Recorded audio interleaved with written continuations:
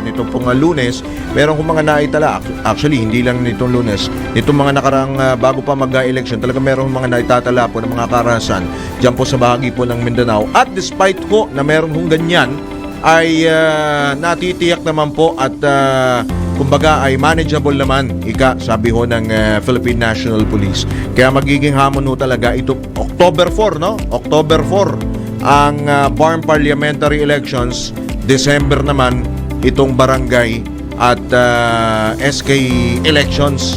Kaya't atin po nga ang tabayanan yan. So titignan po natin kung sinasabi ho dito ni PNP Chief General Romel Marbil, yan po yung tinitignan po nila. Kumbaga, kailangan nilang mag-strategize po muli sapagkat iba po yung challenge dyan po sa BARM, dyan po sa Bangsamoro region. At dyan sa, ito pa, barangay pala, nationwide din yun, no?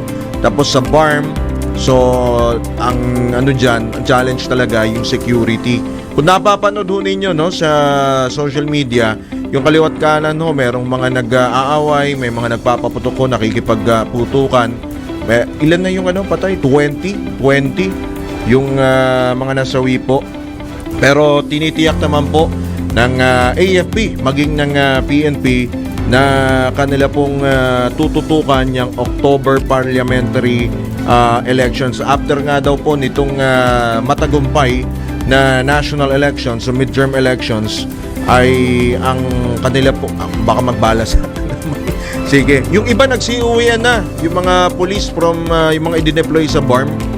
Yung aking kasing pinsan ay lespo na i-deploy sa BARM, kaya na ikukwento ko lamang.